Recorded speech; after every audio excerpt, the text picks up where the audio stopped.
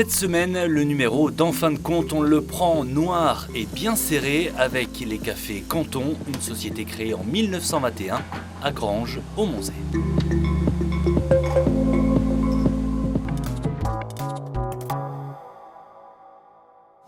À Granges au Monzet, dans cette entreprise familiale créée en 1921, 500 kg de café par jour sont produits habituellement, mais pendant le confinement, il a fallu réduire les quantités à 200 kg. Du fait de la cessation d'activité des bars-restaurants, la distribution automatique, on fournit des vendeurs, ont aussi un peu baissé, donc nos volumes ont baissé. On est retourné à peu près à un tiers de production. Ce qui est normal puisque 50% de leur volume est destiné aux restaurants et bars. Heureusement pour eux, dans le même temps, les ventes internet ont triplé, passant de 2 à 8 colis par jour. Le magasin n'a pourtant jamais fermé, mais les clients ne le savaient pas forcément. Ils sont donc revenus en nombre après le déconfinement. Moulu ou en grains, le café de cette unité de transformation a souvent une dominante d'arabica qui est à la fois plus douce et aromatique. La matière première provient de nombreux pays, Brésil, Honduras, Colombie ou encore Kenya. Et ponctuellement, on va faire des cafés du moment avec des origines bien spécifiques.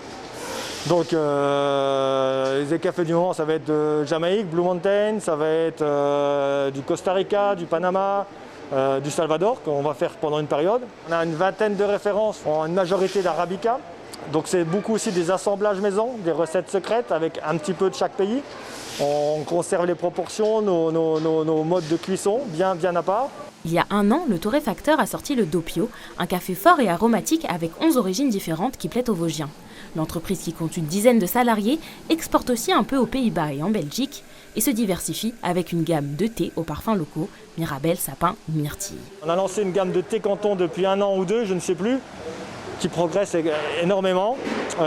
Du thé haut de gamme, fait assembler dans des sachets ici, sur place, ce qui demande beaucoup de main-d'œuvre, mais qui nous permet de connaître bien la qualité du thé qu'on met dedans, dans le sachet. Café Canton fêtera l'année prochaine ses 100 ans d'existence et pour l'occasion, le gérant va doubler la surface de son magasin. Mais avec le Covid-19, la fête sera certainement reportée en 2022. Fabien, on vous retrouve presque 2 ans plus tard. Où en est l'entreprise aujourd'hui ? Je dirais qu'on a retrouvé le niveau de production d'avant, voire plus, mais la part de marché s'est un petit peu répartie différemment. Avant la crise, il y avait une part de marché de 50%, 60% je crois de bars CHR. Aujourd'hui, on a cette partie bar-restaurant qui a encore baissé. Une forte progression de particuliers qui vient directement au magasin. Le site de vente en ligne qui a explosé lors du premier confinement strict, qui n'a jamais rebaissé depuis. La vente en ligne, c'était un passage obligé à l'époque, ça va le devenir de plus en plus ? C'était un service complémentaire puisque c'était déjà en place. Les gens ont été, par la force des choses, obligés à un moment donné, ne pouvant plus sortir, n'ayant pas le droit de se déplacer, des gens du coin, donc, qui ont pu utiliser ce service. Et ils se sont rendus compte qu'après tout, pour le peu de frais de livraison qu'il y avait, quand ils n'ont pas le temps de venir, ils continuent. Donc on a des gens qui se sont fidélisés là-dessus. Donc oui, c'est forcément un outil de travail qui aujourd'hui commence à avoir une importance. Donc une part de marché un peu moindre sur les bars, les restaurants, un peu plus grande sur la vente en ligne, et il y a les grandes surfaces aussi. Les grandes surfaces, ouais. Il y a une progression de machines qui utilisent du café en grains pour faire les cafés. Donc a priori, il y aura une baisse de vente de dosettes, capsules pour ce segment. Et les gens, une fois qu'ils ont une belle machine, ils disent « moi je veux du café de qualité ». Et pour eux, qualité égale café Canton étant mieux pour nous. Donc ils viennent chez nous chercher du café. On parlait de la crise sanitaire, le fait d'essayer de traverser la crise sanitaire en gardant la tête hors de l'eau. On est toujours dedans. Est-ce que c'est compliqué à gérer encore aujourd'hui, notamment au niveau du personnel, des cas contacts, de la contamination ?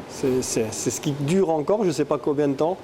Mais effectivement, les réglementations changent tout le temps, mais vous êtes cas contact, vous êtes en isolement, vous avez le Covid, vous ne pouvez pas travailler. Donc du jour au lendemain, il y a vraiment une grosse difficulté à assumer parce que les clients, eux, ils sont là, les commandes sont là, le personnel n'est plus là. Donc qui fait le travail, c'est ceux qui restent. Donc la direction n'a pas le choix. On a fait encore 70 heures chacun avec ma femme il n'y a pas longtemps. On n'a pas le choix. Si on veut qu'en extérieur, le client ne voit pas la différence, on a réussi à passer le cap. J'espère que ça ne durera pas et que ça va enfin rentrer dans l'ordre avec des restrictions sanitaires moindres en tout cas. Vous êtes combien aujourd'hui ? On est 9. L'idée, c'est quoi ? C'est de grandir un peu ? Grandir, oui, puisqu'il y a quand même un poste de production qui est justifié. Donc il nous faudrait effectivement quelqu'un qui soit capable d'aider le torréfacteur actuel. puisqu'actuellement c'est moi qui le remplace, mais c'est plus du remplacement, c'est de l'aide au quotidien, donc il y a la place pour ce poste-là en production, oui.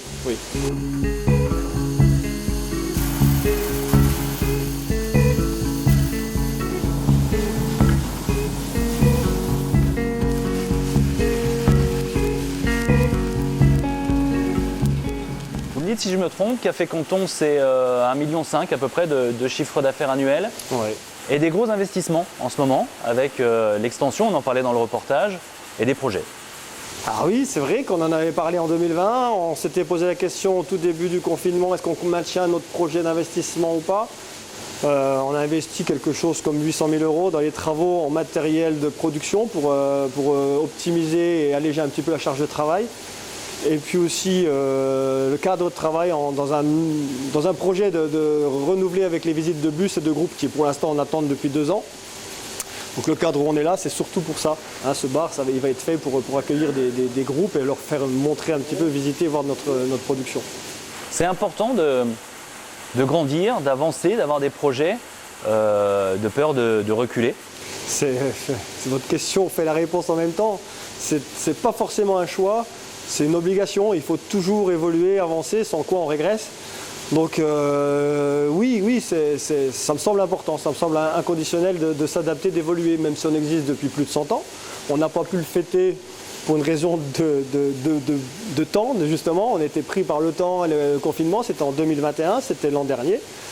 On va certainement faire une petite inauguration en 2022, mais qui n'aura rien à voir pour montrer notre nouvel outil de travail, oui, avec tous les artisans du coin qui ont travaillé. On y pense aux ancêtres, à tout ce qu'ils ont apporté, à ce que vous apporterez vous? Évidemment, on y pense, on essaye de ne pas décevoir et de continuer et d'évoluer parce qu'on n'a pas le choix, encore une fois. Donc c'est pas forcément une volonté de changer. Ce qui se faisait il y a 100 ans n'est plus la même chose qu'aujourd'hui, mais il y a un fil conducteur qui est toujours présent. Et les difficultés sont différentes aussi. Aujourd'hui, l'économie mondiale doit faire face à une pénurie de matières premières dans plein de secteurs et le café ne fait pas exception. Alors là, ça s'ajoute au Covid, c'est un concours de circonstances. Il y a eu vraiment, dans le café, moi j'ai déjà connu en 2011, donc il est dit que tous les 10 ans, il y a une énorme crise sur les cours de matières premières café. C'était le cas en 2011, on est en 2022, c'est le cas, on est dans un énorme pic de prix de matières premières, pénurie d'une part, mais surtout flambée des prix, lié, il y a toujours un cas de départ, hein. Là c'était des gelées au Brésil, qui est le plus gros producteur mondial, donc manque de matières premières. Ajouter à cela les problèmes des containers de transport, ce qui font qu'au niveau mondial, on préfère transiter des matières à plus forte valeur. Mais il faut quand même bien acheminer ce café qui vient forcément par container. Donc oui, aujourd'hui, c'est très très compliqué d'avoir une visibilité sur ses coûts de revient et ses rendements. Oui. Avec des tendances qui changent, par exemple, là c'est le café en grains qui revient bien à la mode. Alors le café en grains revient bien à la mode pour plein de raisons. Pour une question de rentabilité, de toute façon pour le client, puisque le prix à la capsule, à la dosette est quand même plus cher.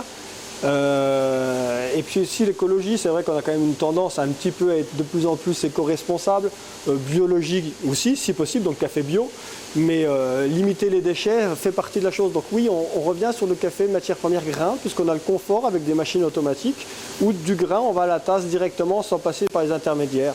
C'est pas un métier banal que vous faites, Fabien, c'est toujours le même plaisir pour vous?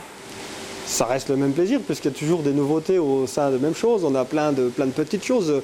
On terrifie pour des confrères, on les dépanne. On a plein de petites demandes qui sont parfois variées, qui rapportent pas grand-chose, mais on a toujours des nouveautés. C'est toujours varié. Oui.